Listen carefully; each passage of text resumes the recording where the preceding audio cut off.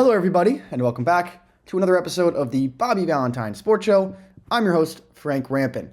Week 6 of the NFL season is in the books. Let's dive into a recap of this week's action.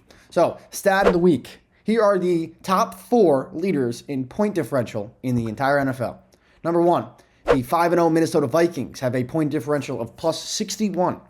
Second best, the Detroit Lions at plus 60. Third, the Chicago Bears, plus 47. And in fourth, you guessed it, the Green Bay Packers at plus 41. Every team in the NFC North has a better point differential than every other team in the league. The best division in football resides up north in the NFC. It's unbelievable so far.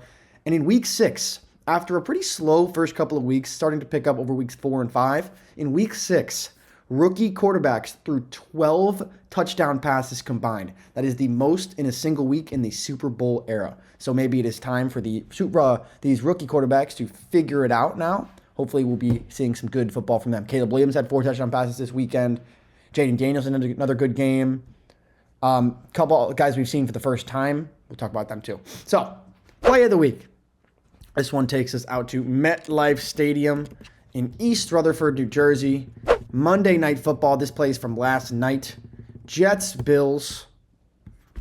And actually, the winner of this game would actually go on to be the leader in the division. Bills on top right now. The Jets sitting in a weird 2-3 spot have a chance to get a win, a divisional win, and move to top in the division. So, 20-10 the ball game. Final seconds of the first half. Rodgers and the Jets just behind midfield at the 48.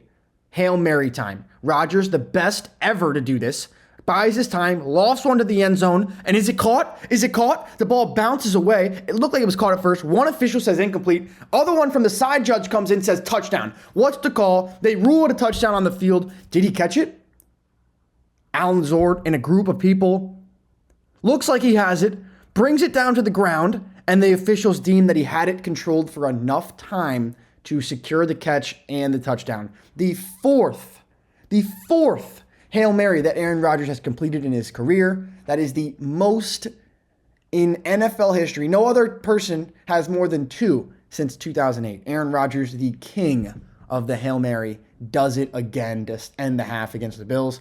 20-17 going to halftime, this one. So, game of the week to the play of the week to the game of the week. Don't have to go anywhere because it's the same game. A lot of blowouts this weekend. A lot of games that were not very close. When I was watching this potential game, the Saints versus the Bucs, I was like, oh, this is game of the week for sure. It was 17-0 New Orleans. Then it was 27-17 after 27 unanswered points from New Orleans.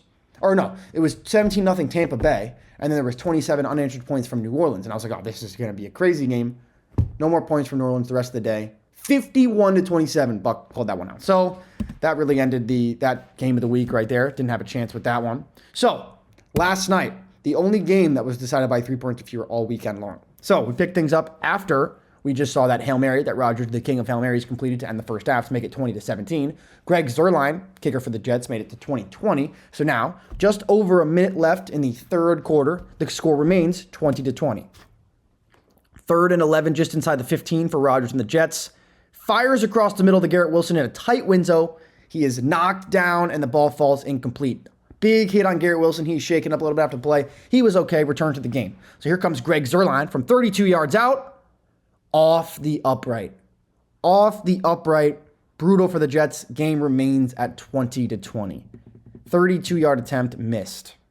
So now, Jets get the ball back again. Drive into field goal range yet again. This time a little bit further out. Greg Zuerlein, another chance to put the Jets up 23-20. 43-yard attempt this time. And off the upright again. 2 kicks in a row for Greg Zuerlein, hitting off that left upright on different sides of the field. What a nightmare game for him. Or at least a nightmare fourth quarter. So here we go. Bills get the ball, drive inside the red zone. 3rd and goal from the Jet 8-yard line. Josh Allen, pressure in his face, throws across the middle for Matt Collins, and that's broken up. Nice play there from the defensive back of the Jets, forcing 4th down, and a field goal attempt from Tyler Bass. So now Bass comes out from 22 yards away, and he nails it. Unlike Zuerlein, Bass capitalizes on the field goal attempt. 23-20, Bills on top now. So now, potential last drive of the game for the Jets. Under 3 minutes to go. Need to have it now. So after a pass interference penalty was drawn by Mike Williams on a 3rd down, the Jets now at the 40-yard line. Next series of plays, 3rd and 16 from their own 40-yard line.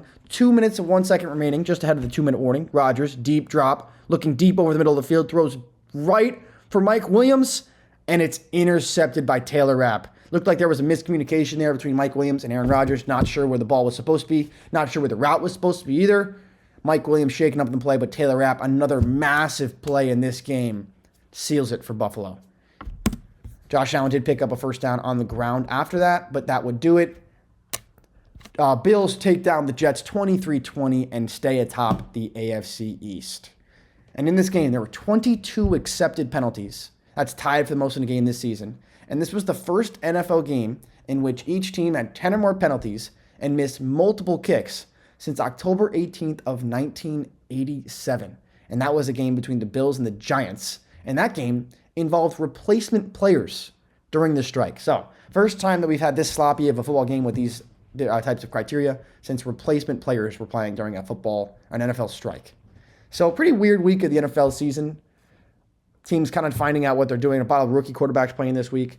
But, man, very weird week. So, dive into the standings update. Like I just mentioned, the Buffalo Bills improved to 4-2, stay atop the AFC East, beating the Jets 23-20. The Bills are now 18-18 in primetime games under Josh Allen. They've won their last 2 games on Monday Night Football. Their last 2 wins came on Monday Night Football. 3-game losing streak in between. Josh Allen became the 5th player since 1933 with 10 passing touchdowns and 0 picks in his first 6 games. He's thrown for 40 touchdowns outside the pocket. That is the most in the NFL.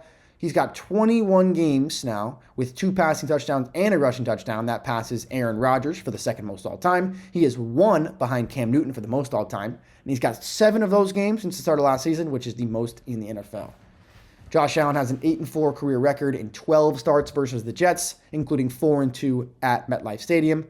And Ray Davis, the rookie running back filling in for the injured James Cook, had a great day, 152 scrimmage yards. That's the most by a Bills rookie since Sammy Watkins in 2014, and the most by any rookie this season.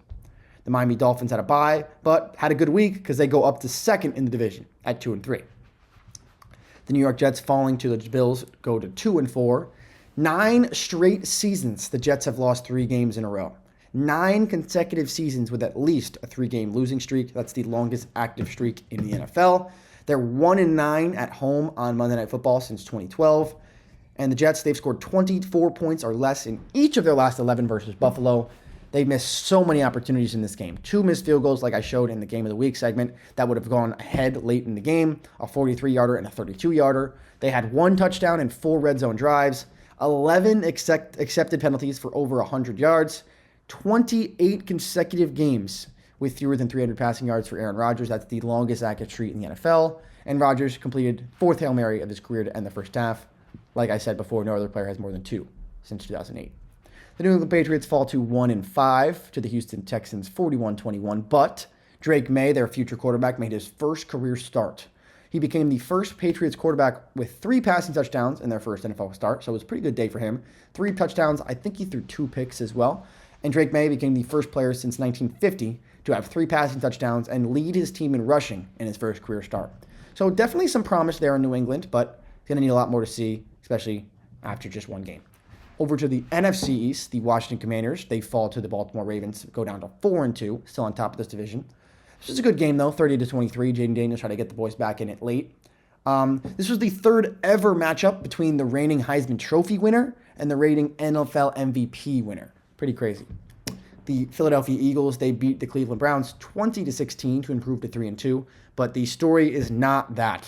Sure, the game was only won by 4 points against a far lesser Cleveland Browns team. Eagles fans would love to have more of a win there. After the game, Nick Sirianni was seen chirping and yelling at his own fans. This game was in Philadelphia. The fans were letting Sirianni hear it all day, especially after the first half. Block punt for a touchdown for the Browns. That really made this a game. Sirianni going after Eagles fans in the crowd, yelling at them. I have no idea what he said, but in the post-game press conference, he brought his kids up there, and it was kind of a weird situation because the people who were asking questions probably didn't feel like they could with his kids there. But yeah, not a good look for Nick Sirianni. Let's see how he responds to this. Eagles fans are not a big fan of him right now.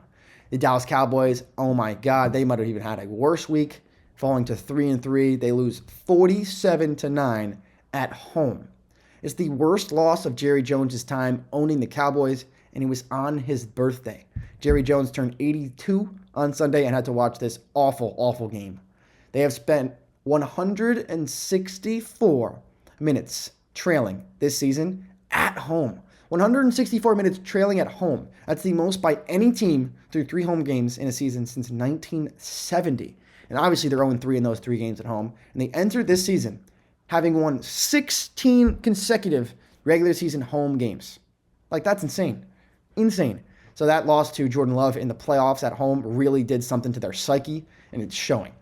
The New York Giants, they fell to the Cincinnati Bengals on Sunday Night Football 17-7. Daniel Jones falls to 1-14 in prime time in his career. Sorry, I need to say that again. Daniel Jones falls to 1-14 in prime time in his career. That's the worst winning percentage in prime time since 1970. It's horrible. It's horrible bad. Roger, stop scheduling the Giants in prime time. I beg of you. The entire NFL begs of you. The fans, get them out of prime time. Daniel Jones needs to be so far away from Sunday Night Football. It's unbelievable. Jeez. They went 10 straight quarters without scoring a touchdown at home this season. That's the second longest streak in team history. And 28 total points scored at home this season. Obviously, that leads to an 0-3 record.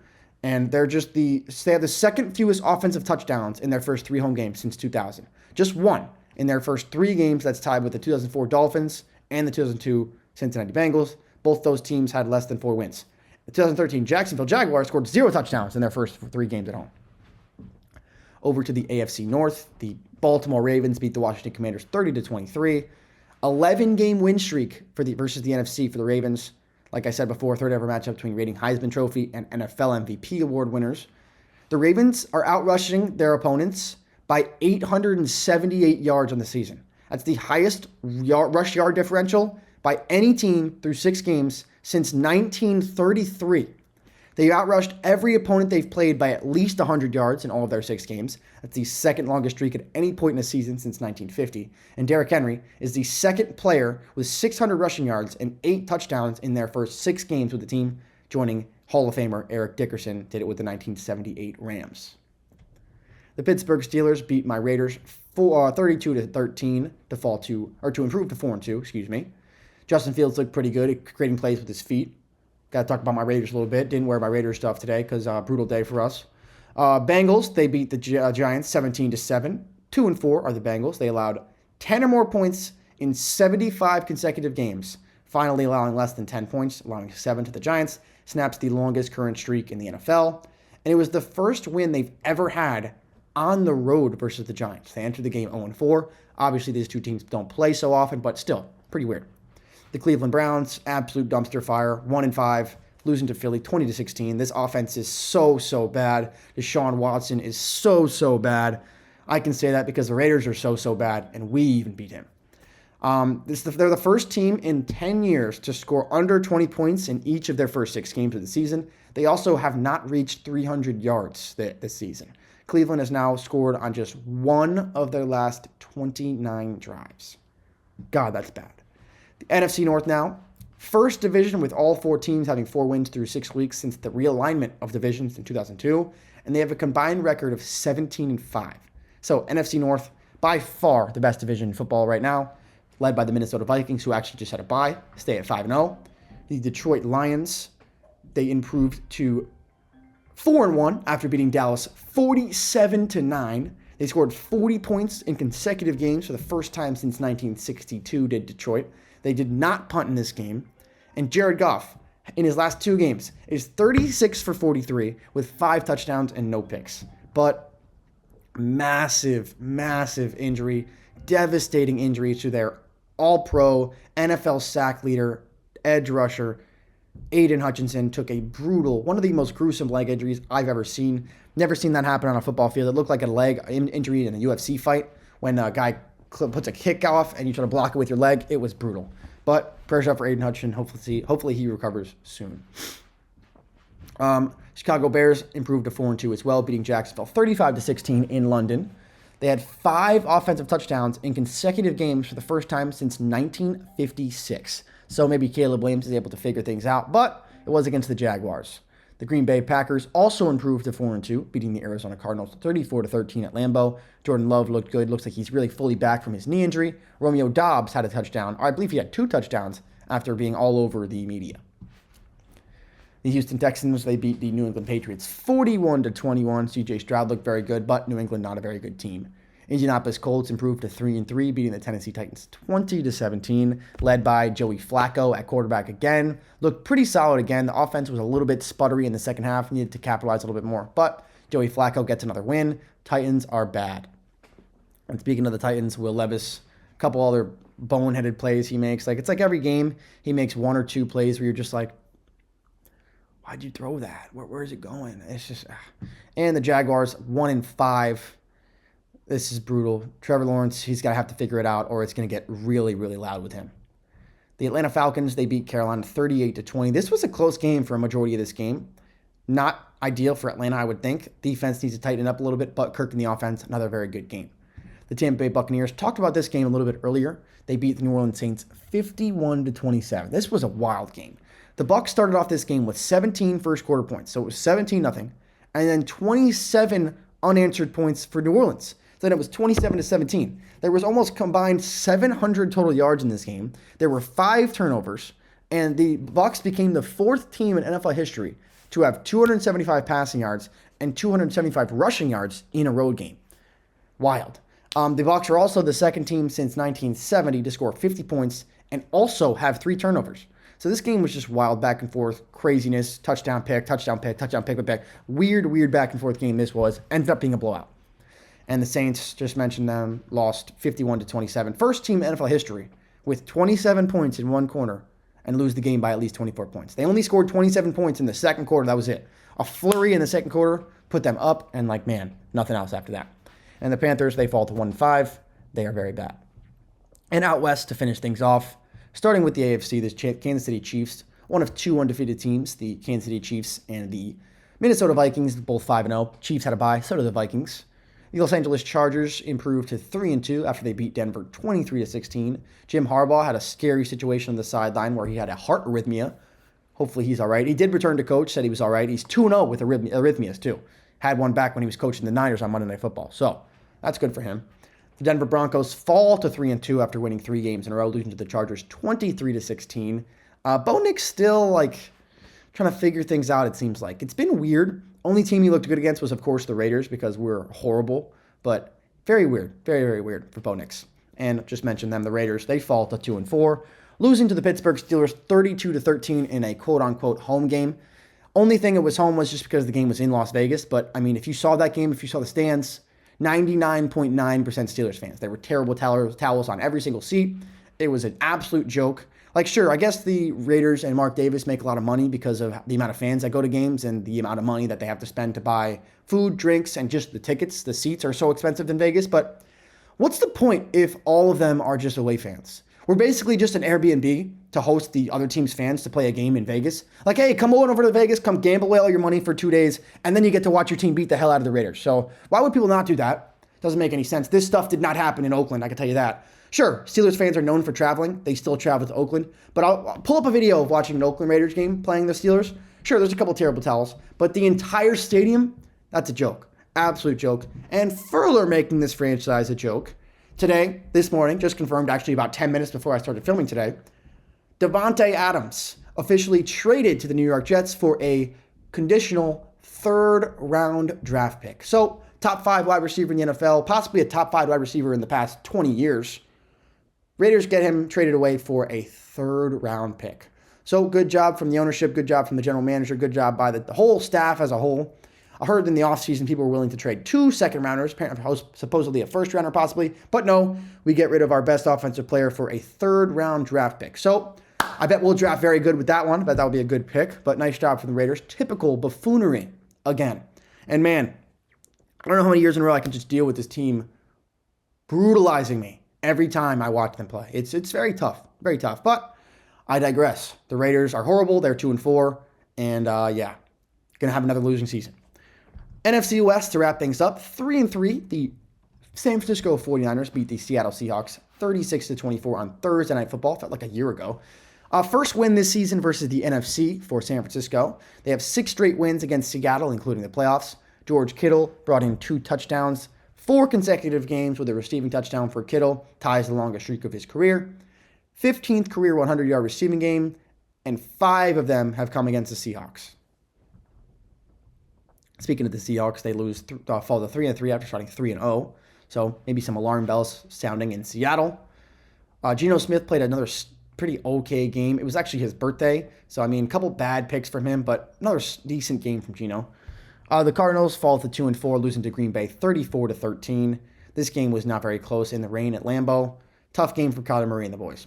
The Rams on their bye, 1-4, need to get healthy to get things going. So that's going to do it for us here on the Bobby Valentine Sports Show. Week 6 in the books. Raiders continue to show you why they are the worst franchise in football. Them and the Browns, at least the Lions were able to figure it out after 20 years. But the Raiders and the Browns continue their spiral into the pits of hell 20 years later. So we'll continue to see which one ends up worse. I guess the Raiders did beat the Browns this year, so I guess you could say the Raiders are better. But we'll see which one has a better record come the end of the season. So hopefully you enjoyed this one, Week 6. We'll be back after Week 7. MLB playoffs getting down to the nitty-gritty. Just 2 more MLB episodes left before the end of the season, so hopefully you enjoy those 2. And we'll see you next time on the Bobby Valentine Sports Show. I'm Frank Rampin. Peace.